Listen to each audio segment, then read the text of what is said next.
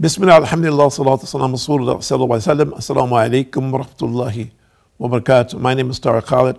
I'd like to welcome to a program here at Sharjah Media Corporation on getting closer to Allah, the Lord and Creator and Sustainer of all things, who has no partners or associates, that nothing happens without His knowledge, nothing happens without His permission. Even this simple action, we cannot do it without Allah knowing before you even thought of it, and without His permission for your body to have the capability to do the simplest of things.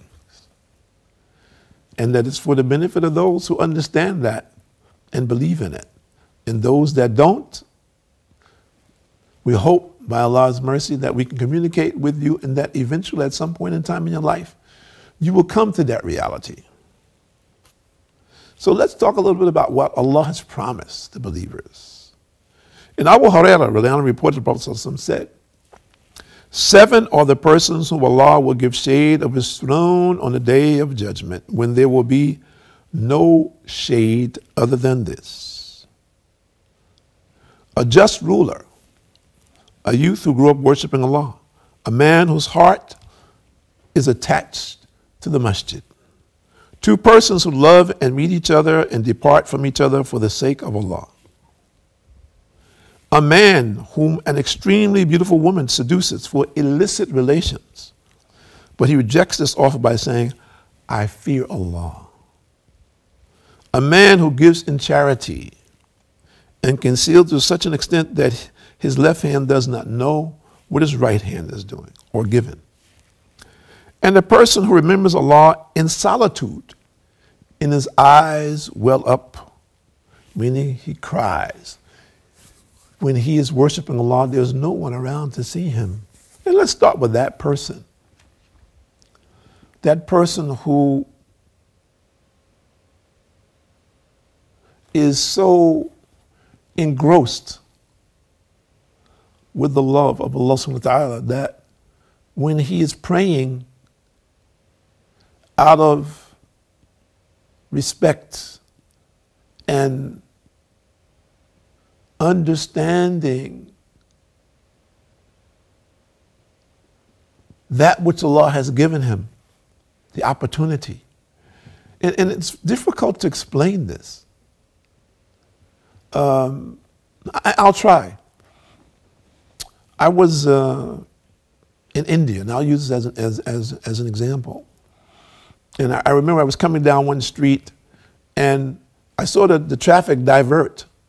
And what I saw in front of me was a small temple, a very small one. Like it looked like it had maybe like one door, and maybe it looked like maybe it was 20 feet wide. It was small, maybe 20 feet or 30 feet by 30 feet. It was in the middle of the street. And the traffic was diverting itself like this around the temple. And I thought to myself, the people really they really have very strong conviction in their belief. In most societies, they would have torn this temple down and rebuilt it someplace else so the traffic could go through. But the people saying, well, look, this is a temple for our worship. It's more important. And our people accept that, even though it is very crowded and congested.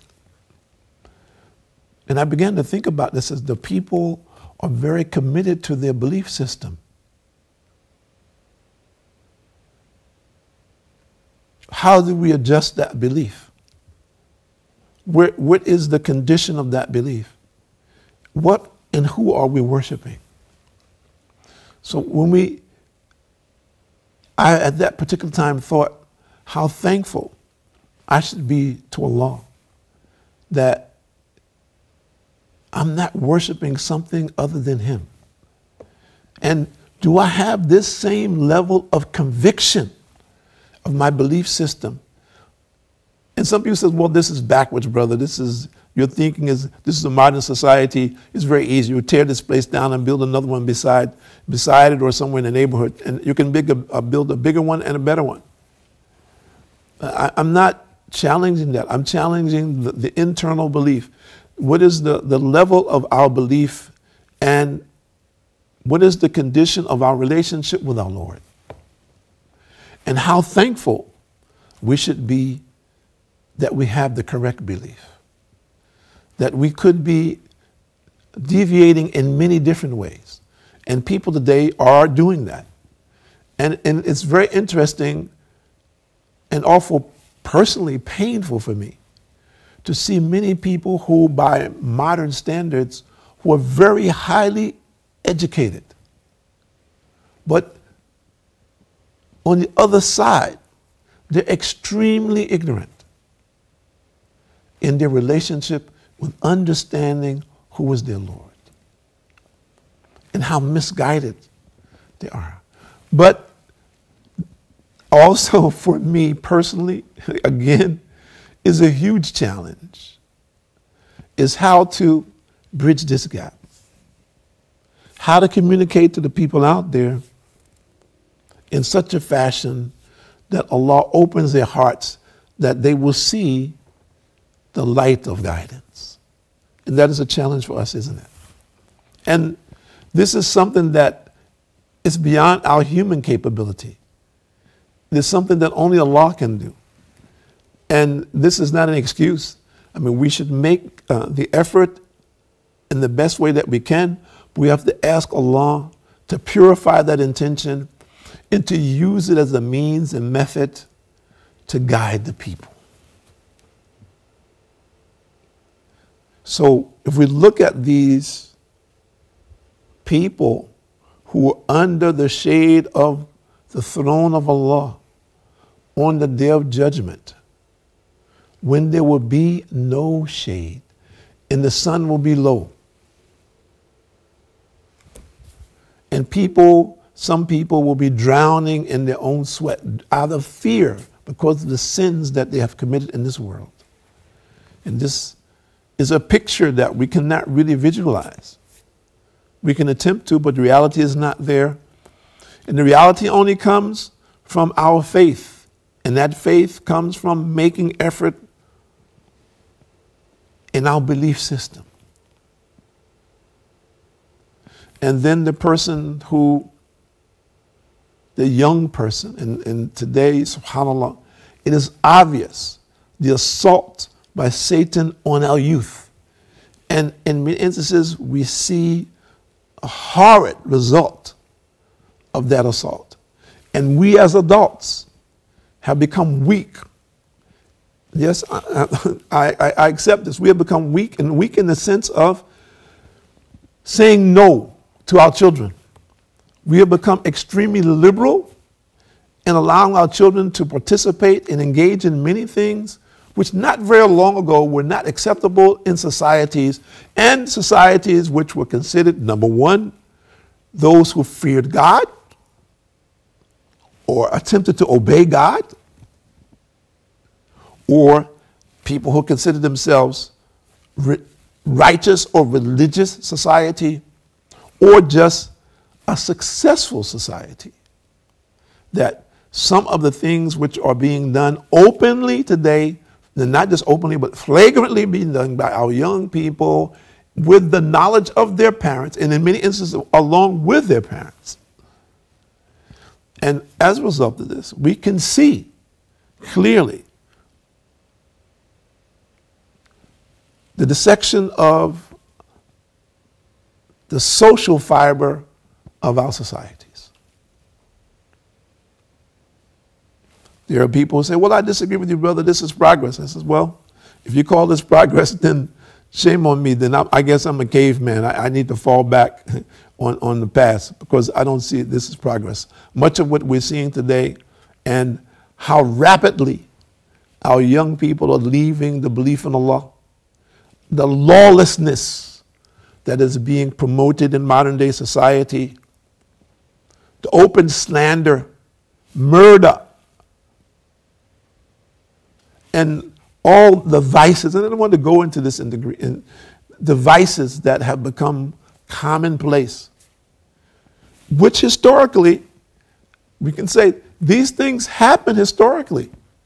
There are some societies that were full of vice. And what happened? The thing is that people forget, or they're not students of history. And Allah destroyed them. Remember, Allah destroyed them. And we need to understand that and remember this. So when we talk about being under the shade of the throne of Allah, the protection of Allah, when there'll be no shade, when everyone will have to account to Allah for his deeds and actions in this world. Just think about it. Where do you stand? A just ruler. And I won't go into this because this is a political thing, but a man who is in position to rule on any level, what will be his condition when he has to come and answer for how he treated his subjects, down to the people that he didn't know? What mechanism did he put in place to deal with the people who he had no contact with? The youth who grew up worshiping Allah. And we find today our young people who are striving to implement the Quran in the lifestyle of the Prophet ﷺ as a regular, consistent part of their life are in duress globally. They're under attack globally for trying to do what is right, to try to be righteous. That they're under attack. People are saying, well, why do you dress like that? Why do you act like that? Why don't you come and join with us? Look, we're having a good time. You're not having a good time. You're always praying. You're always reading the Quran. You're always telling people, you know, brother, you shouldn't do these things. You shouldn't do this. You should do. Enjoy. Allah's created us like this. He's made it easy for us to enjoy. Why are you doing these things? So those people who are striving, they're also in a very difficult situation. A man who's attached to the masjid. People say, this man does, all he does is pray. All he's worrying about is praying all the time. Go to work. What makes you think the man doesn't work? Well, why is his priority being in the masjid? Why does he spend so much time in the masjid? Go do something else. Why don't you play sports? Why don't you do this? Well, the man, his inclination is to obey the commandments of Allah. You want him to do something else when he is satisfied with this. Two people will come together only for the pleasure of Allah subhanahu wa ta'ala. They love each other for the pleasure of Allah subhanahu wa ta'ala. They come together only for the pleasure of Allah subhanahu wa ta'ala and to do some good work for this reason. To remind each other first and foremost about the greatness of Allah subhanahu wa ta'ala. And to do some good work. And some good work can be just two people talking about Allah without doing any other work. That in itself is a good work. And if you don't have someone in your life that reminds you of Allah, shame on you. You are a loser. Go find someone. And if your heart is not inclined towards that, then you are in very serious trouble. If your footsteps reject what I'm saying to you right now, to find someone who reminds you of Allah, who encourages you to obey the commandments of Allah, you reject that, then you need to really look at the condition of your heart. You are in trouble. You're close to being comatose. Yes. He says, well, no, brother, I'm very much alive. The man who was being seduced by a woman, and we see this openly today, flagrantly, and he says, I'm sorry, I'm not interested. I'm a Muslim. I don't travel on this path. This is very dangerous for me, and it's dangerous for you. And this will send you to the hellfire and send me to the hellfire. No, thank you. But I tell you something, that you need to investigate and find out who is your Lord and how to worship him, and deviate from this path for the sake of your own salvation. And there's a rare man that can do that. And a man who gives charity with his right hand, when he gives his right hand, his left hand doesn't know. He's not looking for anything from anyone. He's only looking to please Allah and to assist. He understands that what has been given to him from Allah is a trust. And he is just using that as a means to satisfy Allah in pursuing those who are in need. And that has become his ultimate goal in life. Not for somebody, oh, he's such a great philanthropist. Because that kind of person will be thrown headlong into the hellfire. He's just a person for name and fame. So he can be posted as, oh, this man gives so much charity, and he's deciding this, and that. And he's very proud, and people are very proud of him. And he's been stamped as a global philanthropist, and he enjoys that. This is a very dangerous position.